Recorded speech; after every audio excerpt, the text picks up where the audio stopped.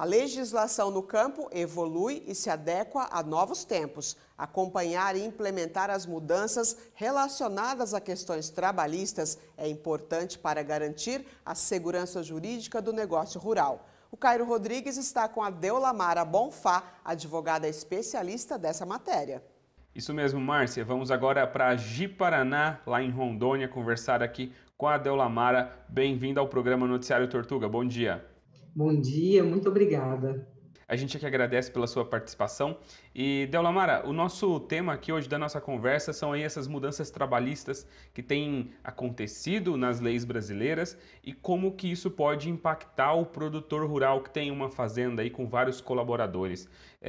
Quais são as principais mudanças que a gente teve recentemente que o produtor ele precisa focar, ele precisa estar de olho ali para até mesmo ver se está tudo regular dentro da sua fazenda? A reforma trabalhista, ela foi implementada e ela trouxe grandes modificações, importantes modificações para o meio do agronegócio. Algumas dessas mudanças, elas foram muito benéficas para os produtores, para os empresários desse meio. Vamos citar aqui alguns dos exemplos e que são realmente mais relevantes, porque foram vários pontos que foram atingidos.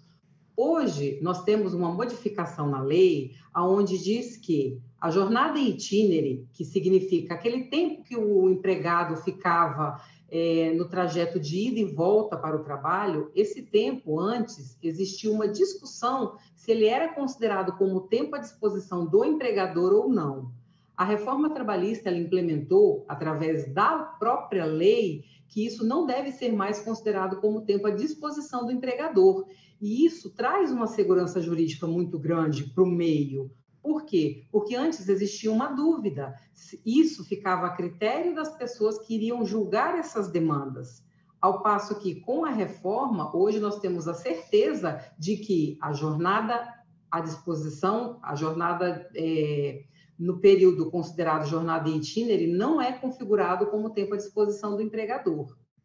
Nós temos aqui também outra situação bastante relevante, que foi a implementação dos acordos coletivos com força prevalente à lei. Hoje, o fazendeiro ele pode estabelecer com seu sindicato negociações coletivas através do que nós chamamos de acordos coletivos, e elas têm, inclusive, força maior do que o que determina a lei. Esses acordos coletivos hoje, se eles forem estabelecidos dentro daqueles pontos que a reforma autoriza, ela consegue direcionar para as necessidades desse produtor ou empresário, consegue estabelecer melhores condições tanto para os empregados quanto para os empregadores, o que antes não era possível. Por quê? Porque tinha a lei que deveria ser cumprida, independente da peculiaridade de cada negócio. E, Deolamara, também a gente teve aí uma questão voltada à legalização da terceirização. Como que isso contribuiu? Isso, Caio. A terceirização ela é muito importante nesse meio, por quê? Porque muitas vezes contratos de safra são estabelecidos dessa forma e diversos outros trabalhos desenvolvidos nas propriedades rurais, nas empresas.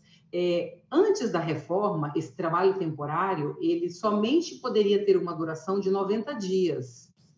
Após a reforma, esse trabalho temporário passou a ser contratado, ou seja, pode haver uma contratação de até 180 dias, em alguns casos com extensão para até 270 dias, o que de certa forma favorece muito as partes, seja quem vai contratar, seja quem vai ser contratado. Por quê? Porque não fica limitado naquele período de somente 90 dias, há uma possibilidade de estender mais esse contrato de trabalho.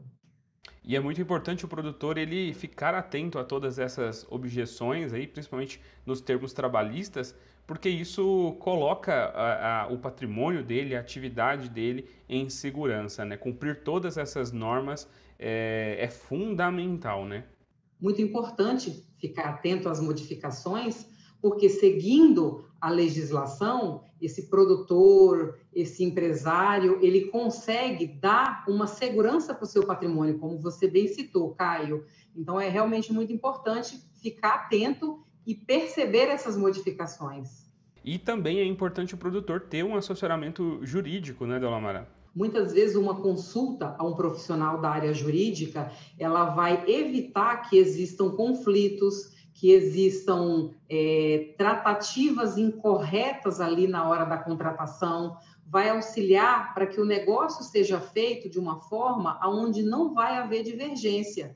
E isso ajuda, com certeza, amanhã ou depois, não ter reclamatórios trabalhistas, que são os processos que se arrastam na justiça, vai ajudar a pessoa a ter uma segurança naquele negócio que está sendo celebrado, feito entre as partes. O produtor que não está de acordo com as leis, com essas leis, principalmente essas que foram atualizadas agora, quais riscos ele pode sofrer?